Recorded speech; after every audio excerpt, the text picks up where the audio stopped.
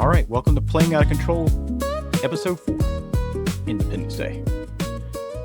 Welcome back, guys. It's the 4th of July weekend, and I hope to actually have done this on Saturday on the 4th of July, but that didn't work out because my neighbors shut off fireworks till 5 a.m. So, happy 4th weekend at least.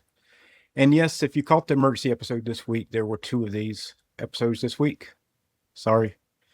That one was the fire alarm. This one's the cookout, I promise.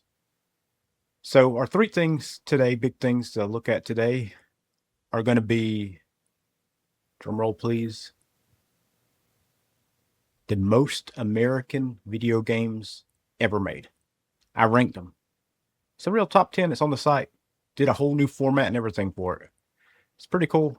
We'll go through that today. And the issue about this is it's not the most patriotic games, right? It's the most American games. And the funny thing is, most of them are built in Japan. So it's going to be fun to talk about that.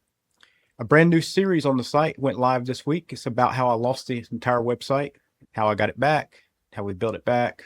We've put in all the old information and we're storing all the data. So it's pretty cool on that. It's called From the Zip Disk Archive. And also the news this week, physical media got a date of death. We already kind of talked about it some, but people are already fighting back and a preservation win. That sounds exactly like something that happened to me personally. So that's pretty cool stuff this week. Plus, what this same dead holiday week looked like in 1998 and 1999, straight from our archive that we just recently restored. Fun things like that. So let's light up the grill. Let's go. So what is Playing Out of Control Gaming? Playing Out of Control Gaming is a retro, classic, even modern game reviews, PC to Nintendo, every system. Founded with my buddy Dave back in 1998 at a lunch table in high school. If you want to read more about that, there's more in the first podcast. There's also a bunch in the new series we did and the story on the website. And our promise is no one buys scores. We don't have any filters. We just give you our opinions. It's not going to tell you what you should think. We're just going to tell you what we think. So anyway, first the news. So I'm going to do something a little different this week. The biggest gaming story of the week broke on Wednesday. We've already kind of covered it. That was the whole crap with Sony and digital games and then all the Microsoft stuff. So we're not going to spend time, the whole 15 minutes of this news segment covering that. So what I'm going to do is we're just going to kind of hit some of the highlights. If you want to find out more about that, you can look at the last episode we just did, which had a whole lot about what's really going on and everything. So the short version, so we're all caught up, is Sony announced on their blog officially that physical disc production ends for all PlayStation games in January of 2028. A disc you're already on, keep working, new ones stop being made. Same day, they also confirmed the PlayStation 3 and the Vita stores are closing region by region starting in August, going worldwide by next summer. And The Verge reported, and I stress reported, that the next Xbox has no disc drive and that Microsoft is testing a way to convert your disc into digital licenses. If you want the full autopsy, the money, the history, and what it does to the local gaming store, all of it, it's in the emergency episode sitting right next to this one. That was episode 3. So go get mad at me or with me there, depending on how you feel. So today, I want to give you the part that came out after the announcement. So some of the stuff that came out just a little bit after I already started on that episode, I started working on it and everything. Because the reaction this week's kind of been interesting as the news, maybe more interesting even than the news. So that's been one of those things. So first, the question everybody's been asking is, what about Nintendo? Matt Piscatella, the analyst at Circana, yeah, that's it. Circana, he's the guy whose actual job is to track what you buy, how much it goes to, who's buying how much, what stores are ordering a bunch of physical copies, things like that. He was interviewed by VGC, and he says, "My gut says Nintendo does what Nintendo wants to do, and I don't see them changing anything in their plans based on what Sony or Microsoft do on anything really.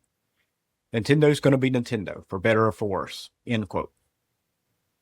And that's the truth. It used to be like a negative thing, right? Nintendo's going to be Nintendo, but maybe not so negative this time.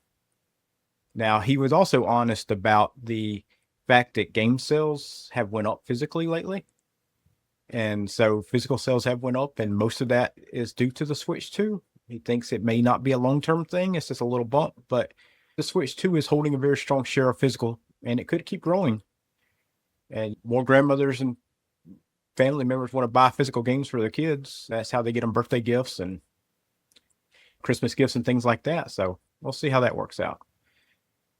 But the thing about Nintendo is it's the company everybody calls stubborn, right? If you go back to the console wars and everything, and Nintendo refused to change and refused to play the game that, like how Sega was playing it with the Genesis, they're still going to want to put cartridges in boxes. I know that they started putting the cardboard things in there, right? And that's not exactly real games. It's more like a digital license. Of course, it's similar to how kind of half the discs nowadays for some of the new systems are really just more or less digital licenses because you can't play them without doing a download. But they're still somewhat committed to being a physical company right now, at least. They still do a lot of the actual games on regular cartridges, and at least you can sell or trade in the cardboard ones. The license goes with the cartridge, so that's a great thing. If you like to resell and to be able to trade and things like that. Nintendo being Nintendo, it's a compliment right now. So, and going to be a thing this whole month. Actually, July is going to be Nintendo month on the podcast here and on the website. You're going to see coming up a whole lot of Nintendo stuff. Also, another reaction we got to this big story was the boutiques. Limited run games put out a statement this week called Preserving the Games You Love. And there's one line in it that I want to read you exactly. They said, physical was never just a format to us. It's preservation, ownership, and craft, end quote. They are calling the mission Forever Physical now. It's kind of similar to the online group.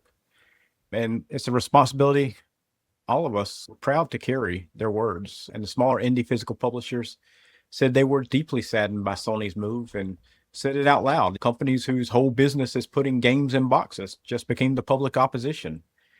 And they announced LRG just announced a brand new physical Tomb Raider, the remake one from 2013, 2016, something like that. We just did a news story on it on the website, but that's coming out to the Switch too. They've got a collector's edition and a regular edition. So they're not just talk, they're making the games. They're still bringing out games. And I love that. And then this week, there's also another favorite reaction I had because the internet never forgets, right? Back in 2013, you remember when Microsoft announced the Xbox X or the Xbox One? So hard to keep up with the numbering, right? The Xbox One, they were talking about getting rid of the disk drive and it was all going to be digital and all this stuff. And Sony made a famous little video, two Sony executives straight-faced demonstrating how to share a used game on the PlayStation 4. The entire video is one guy handing the other guy a disc, and that was it. That was the whole ad. It was Sony's victory lap over Microsoft's DRM disaster. This week, people found that video again, and the comments are now a funeral. So rest in peace, PlayStation, 1994 to 2026. 15 years ago, handing someone a disc was Sony's entire marketing strategy. This week, it's a legacy feature for them, right? So that's the fight. Now, here's where the part of preservation that's actually winning this week. Because that one's kind of a tough on what we went through there. But I'm telling you, the first one of these stories, basically, tonight's back half in a miniature, right? It's going to bring up a lot of the stuff I mentioned earlier about the new series and about the website. The Video Game History Foundation recovered a lost Indiana Jones game. It's in 1990. Lucasfilm game built in Scum, the same engine as Monkey Island and using the art from Indiana Jones and the Last Crusade. It wasn't a full game, right? It's a promo piece made with the Western Digital to show off a VGA graphics card. It's a demo, not really playable or anything, but let me just tell you a little bit about that, why it resonates with me. Nobody knew it existed. There was no documentation, none, right? The Foundation interviewed people from Lucasfilm. No one even remember making it. You know where they found it, though? In the personal files of Eric Wilmunder, the guy who maintains Scum at Lucasfilms. The one guy, one personal archive, one box that survived, and now it's on the Video Game History Foundation's website and YouTube where anyone can watch it. 36 years, and the only copy on Earth was in one man's stuff. Now, I'm going to bring that all home in a little bit, so remember that in about 20 minutes or so. It's going to come back, and I'm going to show you my handwriting. A couple more wins real fast this week that we saw in preservation. Game Informer's entire back catalog just went online. Free every issue. Back to 1991. High quality scans. 7+ years of primary resources previews, ads, review scores, all of it, right? We're probably going to dig into that archive a few times for this show. I guarantee it, because I love reading the old magazines. M2 put out their new Goemon collection in Japan, and inside of it was a hidden game, Crisis Force, a Konami shoot 'em up from 1991 that never ever left the Famicom until now. Its first official release in 35 years. That's preservation by curation, right? That's a great new little thing. I love when companies do this. And also, the recomp train just keeps on going. We've talked about GoldenEye has been recomped on the PC in episode 1, Castlevania 64 in episode 2, and this week, the Genesis recompilation project finally got its first fully playable game running native on PC. And of course, Sonic the Hedgehog, right? I am very happy about that. The recompilation thing's always been interesting to me, and I'm like, preservation, I like it, but it's not something I like to play the games on their original equipment, but I enjoy anytime more fans can get to play them, right? And one more story, because it's funny. 3DO comeback died in about a week, right? On Tuesday, the folks, how Southern people say it, that hold the 3DO brand said they were working carefully through complexities to bring back the hardware. That was Tuesday. On Thursday, Empire Interactive pulled out and said of the whole project and said, nope, not going to happen. The likelihood of prolonged legal disputes has ended the project. That was their words. Turns out reviving a dead console is not a trademark file and a right swap. It's 30 years of contracts. Nobody knows who owns what. And I said it in the last episode. I watched 3DO die the first time. Apparently, it can die twice, and it didn't even really live the second time. It is what it is, right? Otherwise, it was a quiet week, besides all that craziness, right? And all the fireworks that are actually going on again today, Sunday, because people have more money than I have. One more story, right? From the other fire that we talked about earlier this week, the Xbox reset. Arcane Studios has now got a new boss, Jörg Gustafsson, the co-founder of Machine Games, the Wolfenstein Studio, and the new Indiana Jones Studio. Yes, this is the second time we've mentioned Indiana Jones in one episode. That's kind of crazy.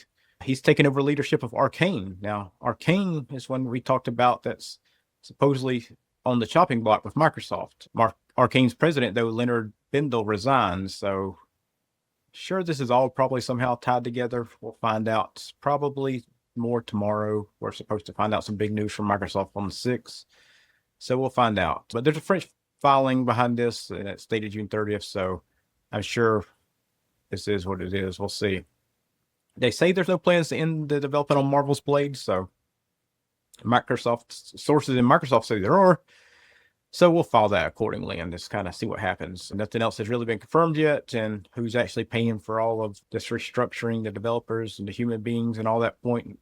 If you want to know about all that, check out the subsidy part 2 on the website. It's a lot going on right now at Microsoft. A lot going on at Sony, a lot going on at Bungie, a lot going on Galley, Ubisoft. Everybody's got stuff going on. And a couple quick hits. Oblivion Remastered is coming to the Switch too on August 11th. Full game on real cartridge. That's the right way to do it. The Echo the Dolphin Remaster is reportedly getting a physical and a deluxe edition, reportedly at least. Oh, Echo, we love you so much. It'd be great to have you again. And the delistings this week, because there's always been delistings, right? Cruisin' Blast vanished off the Switch eShop with no explanation, and one going the other way, though, Way Forward's Till Morning's Light was delisted 3 years ago. Is now coming back. So it can be done. If somebody cares enough about a game, maybe we can get them back on the shop. Oh, and the folks who make the beautiful cartridge readers for the Game Boy and the Super Nintendo confirmed that Nintendo 64 operator is next. So you can dump your own carts and preserve your own shelf. You can do things the legal way. You don't have to download ROMs and things like that. So go to And it's also, this is going to be interesting. You can't see them, but I've got 6 3D printers in here. And there's a new open source gadget called the Easy Buff that you can 3D print most of the parts, and you build the motor and everything and put in the surfacing pads, and it lets you resurface and rescue your aging discs that have too many scratches and things like that, because some of those discs resurfacing tools are just like thousands and thousands of dollars, and the really good ones. And a lot of the game stores I know, they can't even afford to purchase them. They're so expensive. So it's going to be kind of good to test that out eventually. We'll test it out on the podcast and on the site. We'll probably do a YouTube video. We'll see how that works out. We'll try it on some crappy games first, though. Nothing good. And at this point in the show, this is where we would normally have an ad break, but we don't have a sponsor this week. So anyway, since we don't have a sponsor, I'll say this. Visit the website. We got a restoration project going on. Got hundreds of reviews already restored. News pieces from 1998 and over 2,000 something from 1998 news stories. And thousands more from other, I think we've got like 3,000 or 4,000 total news stories recovered.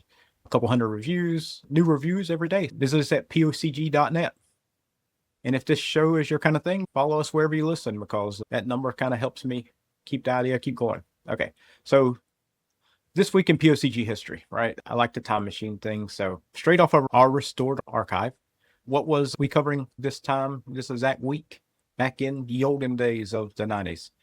So I have to be honest with you. The first week of July was the dead zone back then. It's not like this week of July and last week of June for us this week, where we've had nothing but firestorms and everything, but it was dead, and not as dead as it is now, but it's not dead now, but it was then. So everybody in gaming was taking a break. So it is what it is. But we didn't stop posting. July 4th, I posted about Happy July 4th, 1998. It was Independence Day itself. And also that day, Diamond released new drivers for the Stealth 2 S220 graphics card. So happy 4th of July. Here's your VGA drivers for a graphics card that people probably return because it was really horrible. That was not a great card. So, you know, that was, though, the thing I was doing on the holiday in 1998, thing I'm doing the holiday in 2026, right? Yeah. So posting about graphics card drivers for people who've probably already got rid of the card. So maybe it was dedication, maybe it's a warning sign, maybe it's both. I don't know. July 7th, 1999, EA shipped a game called Skydive with an exclamation point. Yeah. First PC game to simulate extreme sport of skydiving. The 90s were like, just make a game about anything and just see what sticks. Skydiving, not so much. Deer hunting, apparently, it stuck back then. July 8th, 1999, EA announced a new chief information officer, because apparently we ran corporate appointment news back then. It was dead. And one last story from then, July 9th, 1999. This is one of those retrospective moments where it comes, preservation pops up. Acclaim Entertainment announced third quarter results. $80 million in revenue for the quarter, up 9%. Got that Turret money and South Park money and wrestling game money. Acclaim used to be a giant, and the press release read like the good times were there forever. 5 years later, Acclaim was gone. Bankrupt 2004, the whole company's gone. So that's what belongs in this episode, because the press release and the news on the website outlasted the company. The only reason you just heard that is because some reason wrote about it back then and recovered the archive recently. So the archive remembers. That's the whole point of us rebuilding the POCG archive, which brings me to what this episode's about. It's the 4th of July. So let's talk about America as seen through a CRT. And there's a new feature on the website. Got all the fancy graphics and stuff. It took me like a week to do. But it's called the Most American Games Ever Made. And it's pretty interesting. I wanted to go for something different, right? There are American games about America. There's that one with George Washington about the tyranny stuff, and like for the Super Nintendo, and America's Army and other games like that, right? But I wanted to start with the most games that like are over the top Americana, like the America that you see on the movies. And here's the funny thing. Most of them were made in Japan. And here's what I mean. Growing up, a huge chunk of my idea of what America is came out of games or movies and things like that came from other places in the world, right? The Japanese studios were making all these games about America, and they never even been to America. It's just that perpetuated thing about what America is. Explosions, loud, dumb, and it's okay. I've had a lot of quarters and loved every second of it. Let me give you the one game that kind of proves this whole point. And this game didn't actually make it to America. They actually made it in Japan and released it in Japan. Eventually it did come here, but it's called Metal Wolf Chaos. And in that game, you play the president of the United States, not an advisor, but the president. And you climb into a giant walking war machine, bot like thing, mech machine, to stop a coup led by your own vice president. No one told the president about this. He might be like that. And when you launch, you yell the quote, "Let's party." Now, this was From Software, the Dark Souls people. And here's the thing. It only, like I said, it only came out in Japan in 2004. It was an Xbox game, right? And the Xbox sold like crap in Japan. I don't even understand, but it's like the most American game ever made. And it was like too niche to be sold to Americans. I swear everybody I know would have loved that game. I think we did get it though. It was like 15 years later. Yeah, it's just funny, right? That game is just so quintessential, over the top America.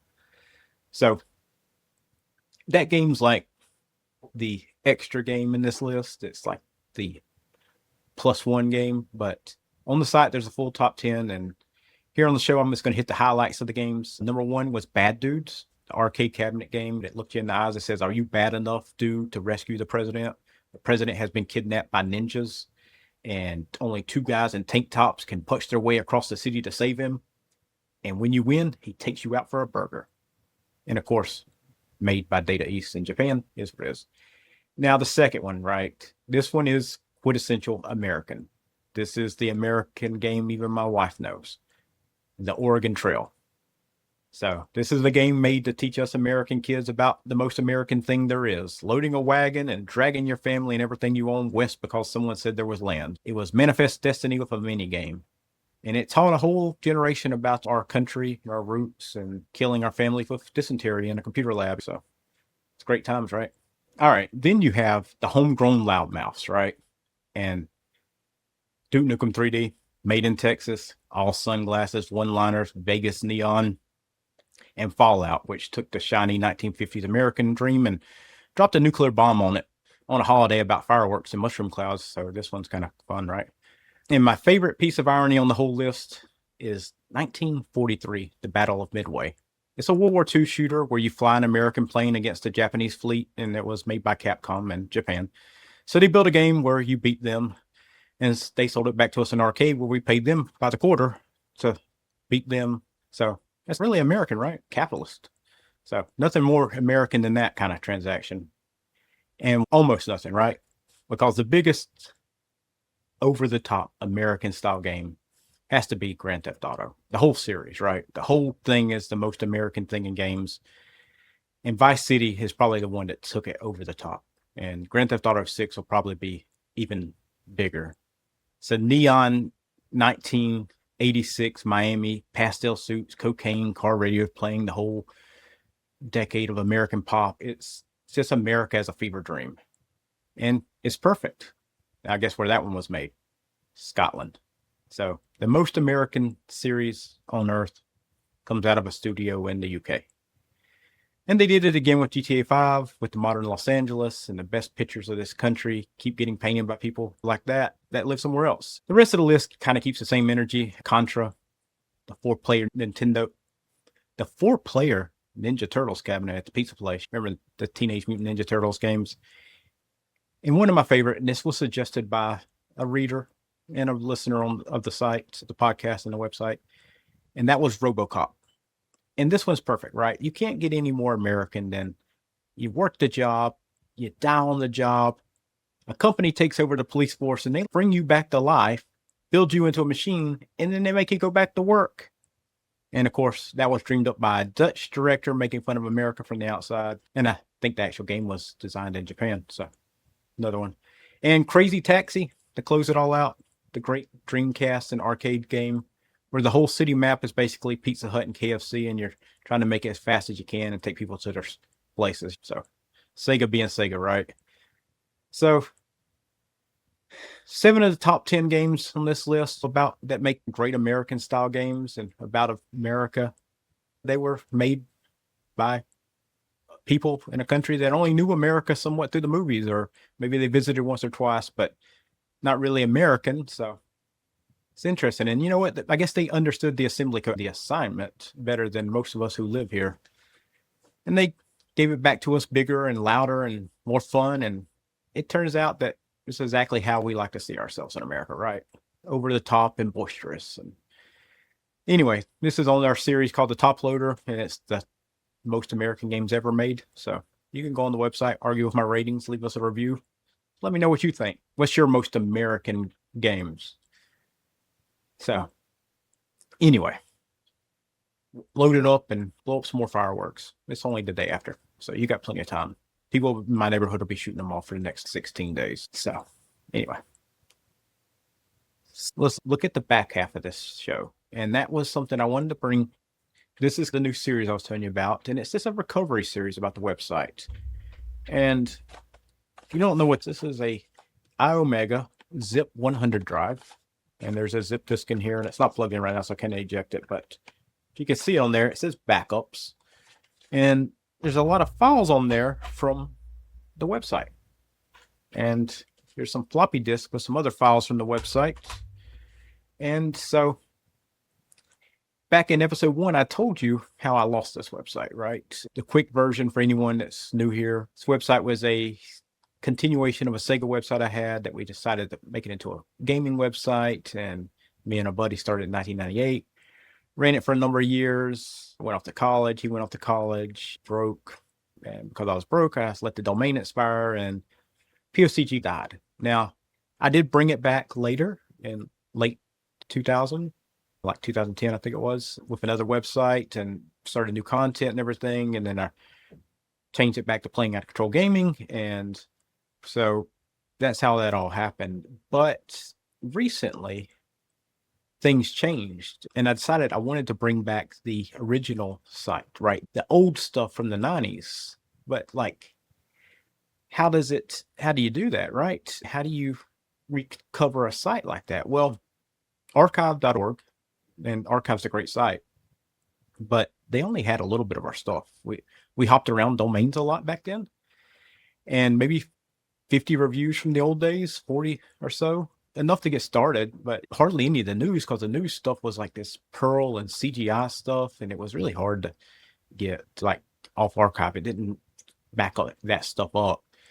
So earlier this year, I was at my mom's house or something, and I was looking for some old game systems, actually, some old games, and I found a Nintendo box, but it didn't have the game system in it. But anything, and she's got stuff in the attic and 2 storage buildings. I love my mom, but she's a bit of a hoarder. Just don't let her know I told you guys that. But in all that, I found a box of discs of my stuff and some of my stepdad's stuff, and they were floppies mostly. I've got a stack of floppies now, but mixed in there was a couple zip discs, and there was also some CDs I had. It's this like Adam, and it's had a bunch of crazy stuff on some of that stuff. But the zip drives, that was the interesting thing, because I remember we had 2 zip drives at the house, one inside the beige PC I built for myself, an internal drive. But in our original Packard Bell Legend, we had the blue external one with the parallel port connection. And my stepdad bought the discs because back then we didn't have a CD burner or anything like that. And so I had these discs now. I found this stuff at my mom's, and I don't have a disk drive. I don't have anywhere to put the zip disk in anyway. So went on eBay, found the zip drive disc, like one I held up for you, to the actual zip drive itself. And this is a USB one, so it's a little bit more modern. Getting to work on Windows 11 is not easy, but anyway, it is what it is. So I wasn't thinking about Playing Out of Control Gaming at all. I thought maybe there'll be some photos on there, some fun stuff. I was actually hoping for some older copies of some games I like to play that kind of have went away, that people are looking for some of that older stuff for to rebuild them. And anyway, so first, one of the discs I put in there was a lot of stuff from my step photos and some memories that he had, because he's gone now, and I like looking at those photos. But the second one I put in, that one, it just said backup. It said Adam's backup. And so that's the one that's in that drive right now. And I put that in, and you know what happens? Windows throws up a malware warning, a Trojan. And let's be honest, probably downloaded something back then I should not have downloaded, some kind of keygen or something like that. And anyway, Windows quarantines it. I'm like, okay, what the crap have I got into? But then I started opening up the files, and I'm like looking at them like, wait, this is an old copy of Playing Out of Control Gaming. This is one of it was actually the gray and black version of this website. It was white with black and had this gold font and stuff. It was very short-lived, but it had all these text files, and the text files had the news. They were just like all the news articles we had. And the way our Perl script would work is like each line would be like it's a news. So the script would like separate them on the website. But so I was like, wow, this is kind of cool. And then there were reviews, and there's 200 something reviews on there. There's Sega post material from the Sega side I had, stuff that never showed up on archive.org because we were so young or too small, or it just never got crawled back then. So some really cool stuff, even some stuff on GeoCities that I completely forgot about. And I was like, okay, this is the moment. This is how I'm going to get all this stuff I want to get back on the website from the actual source. So everything, not everything, but a lot of things we wrote up to is, if it's gaming, it's going back on the site. So that's where the last few months have gone now. We've got a couple hundred restored reviews. We've got a whole game vault now and a hardware vault, and a lot of stuff's coming back. Thousands of news articles are already back because those were a little bit easier. I wrote a program to strip them of the information and put them into a WordPress file and JSON and import it. It's kind of cool, right? For me, maybe not you guys. You don't care. That's okay too. But it's kind of cool. Acclaim, we wouldn't have known about Acclaim's $80 million quarter or the 4th of July video card drivers. This whole segment and this segment and that segment, all that wouldn't even exist without that. And, you know, I'm enjoying it. And like I said, I found some CDs, I found some other stuff, and got some reviews from some people that had emailed me in. I was on the CD. I had a whole archive of emails, and some of that stuff's some really cringy stuff, right? When you're 16, 17, 18, write some cringy stuff. But Animaniacs review, I just pulled off of one of those and put on the website recently. And it makes me think back to that earlier news article we did about the Indiana Jones demo, right? This one guy at Lucasfilm kept his files, right? Nobody in the company remembers it. His art that he had personally, though, he had it. And I'm not saying that I'm like some guy from Lucas, right? And I'm not saying the lesson's identical, but I'm glad I kept the stuff, right? And I'm glad I could recover it. And I'm glad somebody could recover that guy's stuff and he kept it, because it's important to someone. Maybe it's just important to me. Maybe it's important to some of the people that used to help me with the site, but I'm enjoying it, and I'm pulling out the old reviews and the old news stuff back from the dead, and I'm going to spotlight them on the podcast here occasionally. We'll do that this week in POCG, and I'm also doing the new series. And the series, we won't talk about it on the podcast most weeks or anything like that, unless it's something important. But that new series is, I'll kind of go through everything that I recover and the weird things I find. And that series is called From the Zip Disks. Part 1 and 2 are up on the website now. So if you want to read it, you can. If you don't, that's cool too. Anyway, having said all that, because this is the thing that I want you to take from this, right? I lost the site once. This site was my baby, and I let it slip through my fingers, and I kicked myself for years, and it came back off a disk in a box in a storage building, or disk in an attic. So when I tell you preservation matters, that the stuff we make can just vanish as nobody keeps it, I'm not theorizing. I've kind of lived it twice now. I'm Adam Richardson. This is my website, Playing Out of Control Gaming. This is my show. And this is our story. So the question this week I want to ask you, and it's an easy one since it's a holiday weekend. What's the most American game in your collection?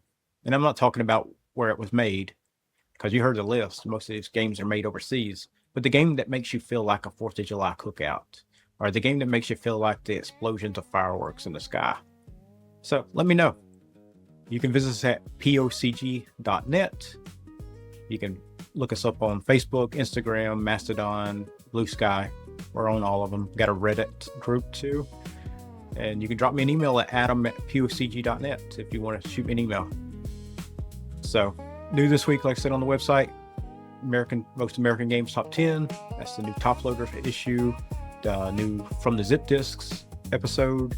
The Subsidy Part 2, which is about the heaviest thing I wrote this year. And then also a new editorial that should be up by the time you listen to this or see this. And that's going to be on Sony and the guy that kind of led to them getting rid of discs.